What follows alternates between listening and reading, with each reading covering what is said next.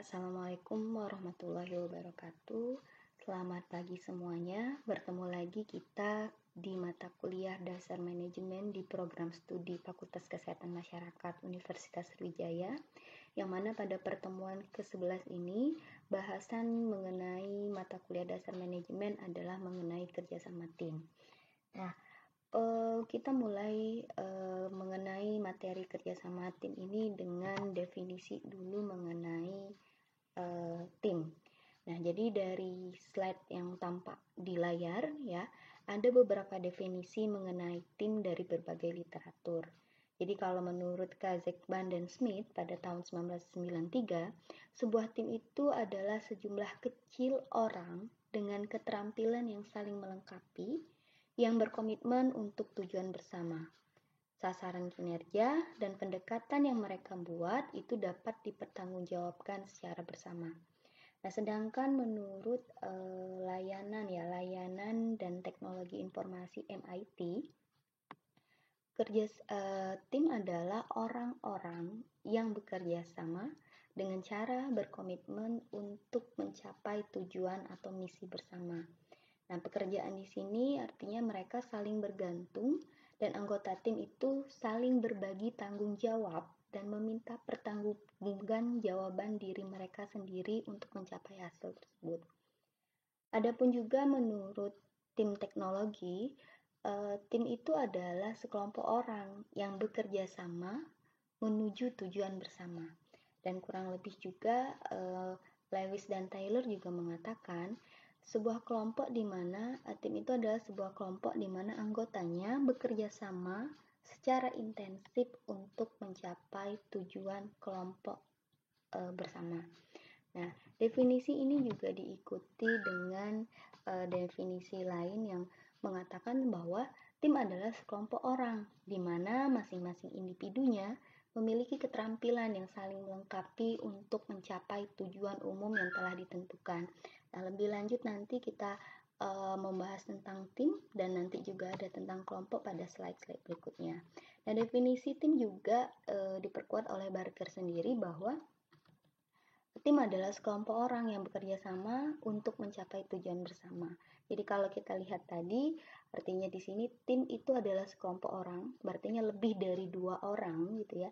Dan mereka itu saling bekerjanya bersama-sama untuk mencapai tujuan dari mereka gitu ya. Tujuan misalnya dalam suatu organisasi adalah tujuan organisasi.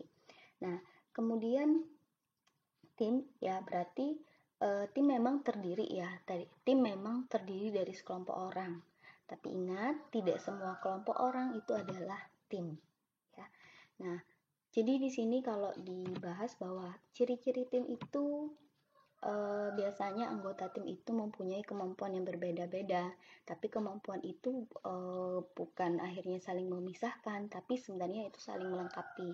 Lalu kalau tadi kalian lihat bahwa di awal ada definisi mengatakan bahwa tim itu anggotanya saling berkomitmen untuk melakukan tugasnya sehingga bisa mencapai daripada tujuan timnya.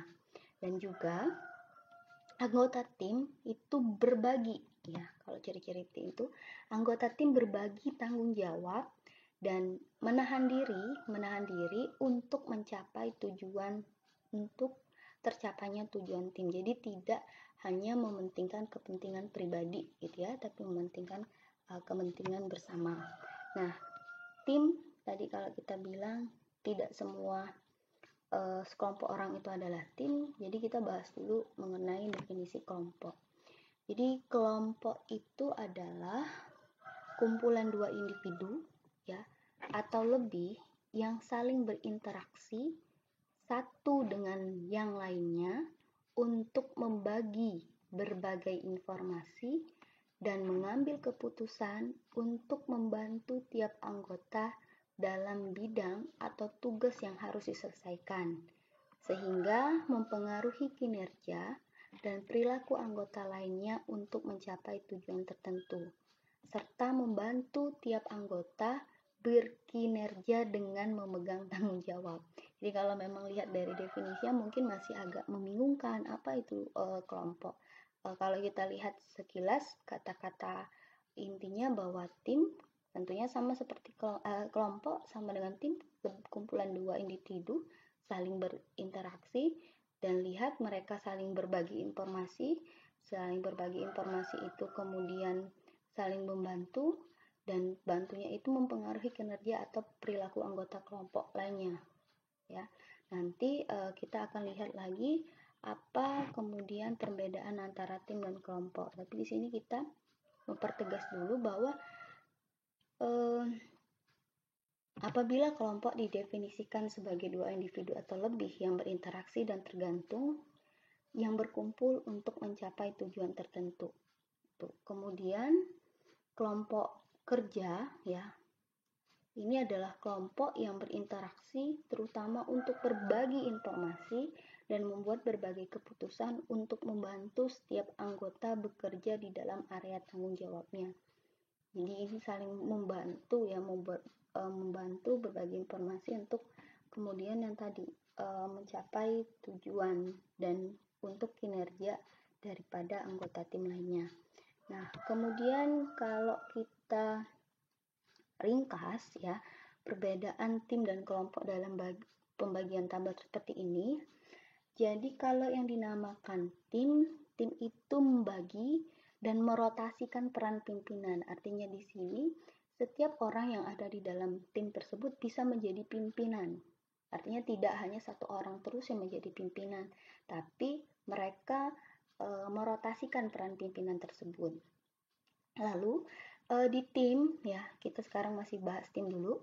Kalau tim itu saling berbagi tanggung jawab dan wewenang. Jadi pembagian wewenang ataupun tanggung jawab itu saling berbagi, tidak melepaskan ke satu orang atau satu orang saja, gitu ya.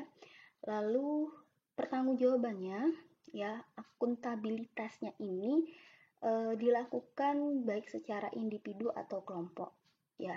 Jadi tidak dibebankan hanya satu individu, tapi memang kelompok dari tim itu sendiri. Nah, kemudian anggota tim itu saling bekerja sama untuk menghasilkan sesuatu. Ya, jadi produknya itu adalah produk bersama. Ya, nah jadi ini yang dikatakan memiliki produk hasil kerjasama.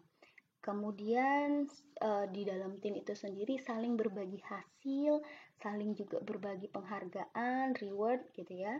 Dan kemudian di dalam tim itu berdiskusi, ya, memutuskan dan saling berbagi pekerjaan, tidak mendelegasikan secara individu, jadi tapi saling berbagi, ya, bersama-sama. Nah, sedangkan kelompok, nah, berbeda dengan tim tadi. Kalau kelompok dia memiliki pimpinan yang ditunjuk, si A yang berperan sebagai pimpinan, ya, dan cenderung itu adalah memang ditunjuk dan tidak diganti, gitu ya. Lalu di dalam kelompok ini memiliki sedikit sekali pembagian dari wewenang atau tanggung jawab. Mereka karena ini bisa nantinya dianggap bahwa berkatnya ini kan karena dari individu, ya. Jadi pembagian wewenang atau tanggung jawabnya itu dibebankan kepada individu. Akuntabilitasnya juga secara individu. Hasil yang kemudian diperoleh, misalnya keberhasilan yang diperoleh itu dianggap berkat usaha dari individu, tiap individu. Jadi produknya nanti adalah produk hasil kerja individu. Kalau kelompok itu bisa saja sangat jarang berbagi pengalaman, ya, dan juga dalam diskusi memutuskan mendelegasikan pekerjaan itu pun dilakukan secara individu.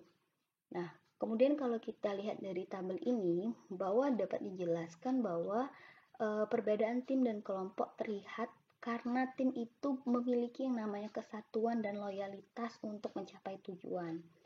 Nah, kemudian tim juga sebenarnya berusaha untuk dapat saling berbagi pekerjaan dan tanggung jawab antar anggota, sehingga produk atau hasil kerja yang dihasilkan dari sebuah tim itu dapat dikatakan sebagai produk atau hasil kerja bersama, ya, bukan hasil kerja individu. Nah, kemudian ini kurang lebih juga penggambaran mengenai skema perbedaan antara kelompok dan tim, ya. Ya, kalau tim tadi, ya, saling berbagi informasi, kinerjanya itu kolektif, ya, berkelompok, sinerginya itu positif. Kalau kelompok, ya, kalau kelompok itu bisa netral atau kadang malah negatif, karena ini kan cenderungnya adalah individu. akuntabilitas pertanggungjawabannya saling lengkap ya, individu dan juga saling melengkapi satu sama lain karena mereka kan berkolaborasi ya, berkolaborasi gitu ya. Kemudian keahliannya itu saling melengkapi, saling mengganti ya. Atau sedangkan kalau kelompok itu keahliannya itu bisa acak ataupun jarang dan hanya dimiliki mungkin hanya satu individu. Nah, sekarang kita masuk ke kerjasama tim. Sebelum definisi lengkapnya mengenai kerjasama tim, perlu diingat bahwa memang ada keterkaitan antara tim dan kerjasama. Karena kedua konsep ini sebenarnya sama-sama membahas tentang adanya suatu kegiatan yang dilakukan oleh lebih dari 2 orang dengan maksud mencapai tujuan. Nah, tim ya, kalau kita ingat tadi, jadi gini, suatu kelompok itu dapat dikatakan tim apabila terdiri dari 2 orang atau lebih saling berinteraksi dan bekerja sama antar anggotanya dalam suatu pekerjaan bersama serta terdapat suatu tujuan bersama atau kolektif ya, kolektif yang ingin dicapai. Nah, jadi bisa juga dikatakan nantinya bahwa kerjasama tim itu adalah sebuah usaha untuk bekerja sama dengan orang lain secara kooperatif dan menjadi bagian dari kelompok ya, bukan bekerja secara terpisah atau saling berkompetisi. Ingat ya, kalau di tim itu bukan bekerja sama secara terpisah atau saling berkompetisi. Ya, jadi di sini diperkuat lagi definisi dari Duff ataupun Brunner bahwa kerjasama tim itu adalah sebuah tim yang terdiri dari orang berinteraksi dan mengkoordinasikan pekerjaan mereka untuk menyelesaikan sebuah tugas yang spesifik. Dan kerjasama bisa juga didefinisikan sebagai sebuah proses untuk mencapai tujuan yang tidak bisa dicapai hanya dengan usaha satu pihak saja. Lalu kita masuk ke bagian, ini masih definisi dari kerjasama tim. Brunner juga mengatakan sama tadi ya, dan di sini dipertegas bahwa kerjasama itu mencakup beberapa komponen, artinya ada 3 ya, bersama-sama sepakat membangun arah dan tujuannya, saling berbagi tanggung jawab untuk mencapai tujuan tersebut, kemudian bekerja sama untuk mencapai tujuan dengan menggunakan keahlian atau sumber daya yang dimiliki oleh tiap orang atau individu yang melakukan kerjasama tersebut. Nah, kemudian kalau kita lihat bahwa di sini ada 6 jenis tim ya. Tim formal, tim vertikal, tim horizontal, tim dengan tugas khusus, tim mandiri, dan tim pemecah masalah. Nah, lebih lanjut kita akan bahas definisi dari masing-masing 6 tim tersebut sebagai berikut. Tim formal ya, jadi bahasanya tim formal. Tim formal ini adalah tim yang dibentuk oleh suatu organisasi sebagai bagian dari struktur formal organisasi tersebut. Ya, tim yang dibentuk bagian dari struktur formal organisasi tersebut. Oke, misalnya nanti bisa kita contohkan, kalian bisa berikan contoh ini di tugasnya nanti ya. Kemudian yang kedua, tim vertikal. Tim vertikal ini terdiri dari seorang manajer dan para bawahannya dalam rantai komando formal. Tim ini bisa juga disebut sebagai tim fungsional atau tim komando. Nah, tim ini diciptakan oleh organisasi untuk mencapai tujuan-tujuan tertentu lewat aktivitas dan interaksi bersama para anggotanya. Ya, tim terdiri atas manajer dan rantai komando disebut tim fungsional atau tim komando. Ya, untuk mencapai tujuan tertentu lewat aktivitas atau interaksi bersama para anggotanya. Jadi misalnya ada pekerja, ya saya membayangkan bahwa tim vertikal ini berarti tetap ada seorang pimpinan, ya, manajernya yang kemudian menjadi pemimpin untuk mengarahkan dari para anggotanya mencapai dari tugas dan fungsi dari tim yang dibentuk tersebut. Kemudian tim horizontal. Tim horizontal ini adalah tim formal yang terdiri dari beberapa karyawan dari tingkat hierarki yang hampir sama tetapi berasal dari area keahlian yang berbeda. Lalu tim keempat yaitu tim dengan tugas khusus. Ini adalah tim yang diciptakan di luar organisasi formal untuk mengerjakan proyek kepentingan atau kreativitas khusus. Itu kemudian tim yang kelima yaitu tim mandiri. Tim mandiri ini adalah tim yang terdiri dari 5 hingga 20 orang pekerja dengan berbagai keterampilan yang menjalani rotasi pekerjaan untuk menghasilkan sebuah produk atau jasa. Lalu tim yang keenam yaitu tim pemecah masalah. Tim pemecah masalah ini kurang lebih juga terdiri dari 5 hingga 12 karyawan yang kemudian tim ini dibayar per jam dari departemen yang sama, di mana mereka bertemu untuk mendiskusikan cara memperbaiki kualitas, efisiensi, dan lingkungan kerja dari organisasi tersebut. Itu jenis-jenis tim secara umumnya. Baik, kita masuk ke bagian tahap-tahap pengembangan tim. Jadi di sini terdapat model yang sangat terkenal yang menjelaskan mengenai tahap-tahap pengembangan tim, yang kemudian model itu dikenal sebagai five step development model. Nah, five step development model ini merupakan model tahap pengembangan tim yang diperkenalkan oleh The Tuckman Stage of Team Development. Nah, model ini dapat digunakan untuk mengidentifikasi faktor-faktor penting dalam membangun dan mengembangkan sebuah tim dalam ukuran yang relatif tidak besar. Dan model ini menjelaskan bagaimana suatu tim berkembang dari satu waktu ke waktu. Nah, tahapan-tahapan dari model ini yaitu forming, storming, norming, performing, dan adjourning.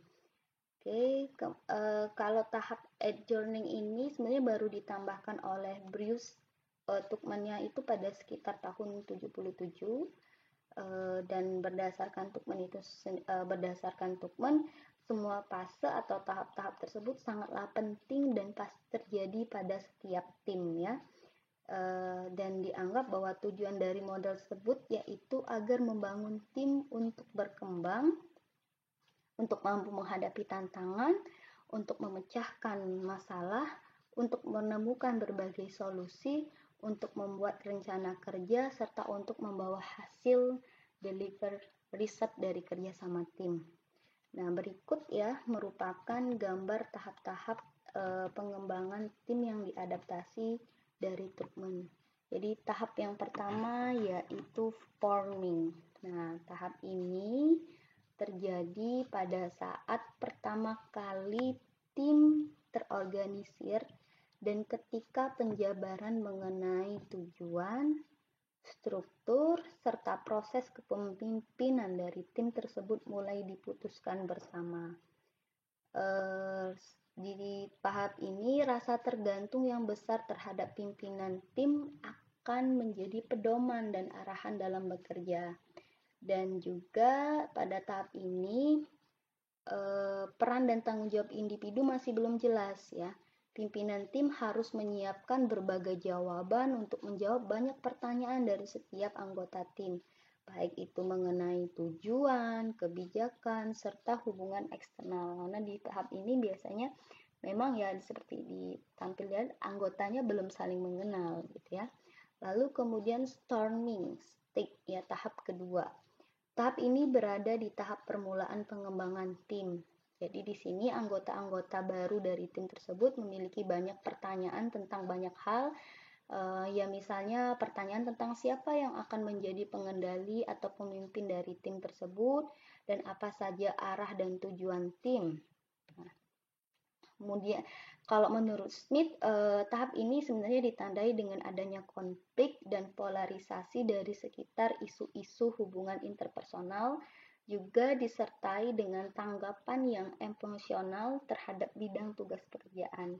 Nah, pada tahap ini perilaku tersebut bisa merupakan sebuah penolakan terhadap pengaruh tim dan juga tugas yang menjadi kewajibannya. Ya, karena di sini masih yang caraku yang paling baik, kalau nggak setuju kamu nggak akan peduli siapa yang menunjukmu sebagai pemimpin ya. Ini masih di tahap storming. Kemudian di tahap norming, tahap yang ketiga, setelah tahap kedua tadi selesai dengan baik, maka tahap selanjutnya adalah norming. Nah, tahap ini secara relatif dapat dikatakan sebagai tahap penuh kedamaian. Karena pada tahap ini telah terdapat identitas serta tujuan tim dengan jelas. Tim telah berasimilasi ya, atau istilahnya melebur ke dalam seperangkat kesepakatan bersama atau disebut sebagai norma yang memuat segala ekspektasi, harapan dari tiap anggota tim. Nah, di sini norma didefinisikan sebagai standar berperilaku yang dapat diterima dan digunakan bersama oleh anggota kelompok. Dan norma memberitahu para anggota apa yang seharusnya dan tidak seharusnya dilakukan pada situasi dan kondisi tertentu. Kemudian kita masuk ke tahap yang keempat, performing. Ya, tahap ini muncul ketika tim telah berfungsi secara penuh. Pada tahap ini, konsentrasi dan energi tim telah berubah dari pembentukan norma-norma menjadi semangat atau energi baru bagi tim untuk dapat menyelesaikan tugas dan pekerjaannya dengan baik. Ya, jadi anggotanya sudah termotivasi untuk menyelesaikan tugas mereka dan sudah lebih fokus ya, tidak lagi fokus pada kepentingan pribadinya. Nah, kemudian kita masuk ke tahapan yang kelima, yaitu adjourning. Adjourning ini merupakan tahap terakhir dalam pengembangan tim. Tahap ini merupakan tahapan ketika tim telah selesai mengerjakan seluruh tugas dan pekerjaannya. Maka ketika pekerjaan tersebut dapat diselesaikan dengan baik, tujuan dari tim pun akan terlaksana dengan baik. Sehingga setiap anggota tim yang berpartisipasi dalam kerjasama tersebut akan merasa bangga terhadap apa yang telah dilakukan. Mungkin akan banyak anggota tim yang merasa bersedih karena pekerjaan mereka tidak selesai dan berarti waktunya bagi tim untuk melakukan pembubaran. Di sini bisa dibubarkan, bisa secara permanen ataupun berhenti secara temporer. Ya, ada yang tadi kita bilang bahwa ada yang merasa bersyukur dapat pengalaman positif, malah mungkin ada yang merasa kecewa gitu ya, karena bisa aja pekerjaan mereka telah selesai dan mereka akhirnya kemudian membubarkan tim tersebut. Oke, kemudian kita masuk ke bagian materi mengenai manfaat teamwork. Jadi terdapat beberapa manfaat yang dapat diperoleh dari yang namanya kerjasama tim. Nah, menurut dari Brody, dalam 6K Benefit of Teamwork, menjelaskan bahwa ada 6 manfaat kerjasama tim, yaitu kreativitas, kepuasan, keahlian, kecepatan, sounding board dalam tim, dan yang terakhir yaitu dukungan. Nah, yang dimaksud dengan kreativitas di sini bahwa kita semuanya itu pasti memiliki yang namanya keahlian, memiliki yang namanya pengetahuan, serta identitas personal yang masing-masing individu itu berbeda. Dengan mampu memanfaatkan seluruh aspek yang berbeda dalam sebuah tim, maka akan banyak ide-ide yang tercipta. Semakin banyak ide-ide tercipta, maka akan tercipta solusi-solusi kreatif yang dapat memberikan hasil yang optimal. Nah, lalu yang kedua, kepuasan. Sebenarnya individu yang bekerja sama di dalam sebuah tim itu untuk mencapai tujuan bersama akan berkembang secara terus-menerus. Nah, interaksi yang terjadi di antara mereka tentunya akan menghasilkan energi dan antusiasme, antusiasme yang ketika energi tersebut digunakan, maka hal tersebut akan menghasilkan dampak yang positif, yaitu motivasi serta akan menuju kesuksesan yang lebih besar. Lalu yang ketiga, keahlian. Jadi seorang individu itu dengan kualitas terbaik pun bahkan tidak memiliki Seorang individu dengan kualitas terbaik pun bahkan tidak memiliki semua keahlian yang untuk melakukan segala hal ya. Tidak memiliki semua keahlian untuk melakukan segala hal. Nah, kunci utamanya adalah ketika bekerja sama, sebuah tim bekerja sama, akan ada begitu banyak keahlian yang tersedia, yang nantinya keahlian tersebut dapat dimanfaatkan untuk mencapai hasil yang menentukan. Lalu yang keempat yaitu kecepatan. Nah, kecepatan di sini kita maksudkan kalau kita kemudian membayangkan apabila kita memiliki suatu proyek yang membutuhkan penelitian, membutuhkan pengajuan usulan, pembiayaan, pelaksanaan, dan menghasilkan manfaat secara khusus, jika hanya seorang saja yang ditugaskan untuk menyelesaikan pekerjaan tersebut, maka bukan tidak mungkin hal tersebut akan memakan waktu, yang bisa waktunya nanti lama, berbulan-bulan, bahkan bisa bertahun-tahun. Nah, dengan membagi tugas secara bersama, pekerjaan yang dibebankan dalam suatu tim itu akan lebih cepat diselesaikan dan juga lebih cepat dalam pencapaian tujuannya. Nah, lalu yang kelima, manfaat teamwork itu, jadi misalnya jika kita semua memiliki sederetan pilihan yang diberikan kepada kita, jika kita berusaha mempertimbangkan apa yang terbaik, kita tidak pernah akan maju. Nah, di dalam sebuah tim, anggota tim yang lain dapat berperan sebagai sounding board-nya dalam tim tersebut. Nah, jadi memberikan arahan, memberikan informasi kira-kira apa yang kemudian kita pilih, gitu ya. Lalu dukungan. Jadi di sini persahabatan yang tercipta dari kerjasama tim merupakan sesuatu yang luar biasa, terutama saat tim tersebut menjadi lebih kokoh. Bahkan banyak orang akan melakukan sesuatu yang luar biasa ketika mereka mengetahui bahwa mereka dapat bertumpu pada dukungan dan dorongan dari anggota tim lainnya. Jadi, janganlah menyepelekan peran dari sebuah dukungan dalam mencapai sebuah tujuan. Ya, kurang lebih begitu untuk manfaat teamwork. Untuk tugas berikutnya nanti akan diinformasikan lagi di dalam e-learning.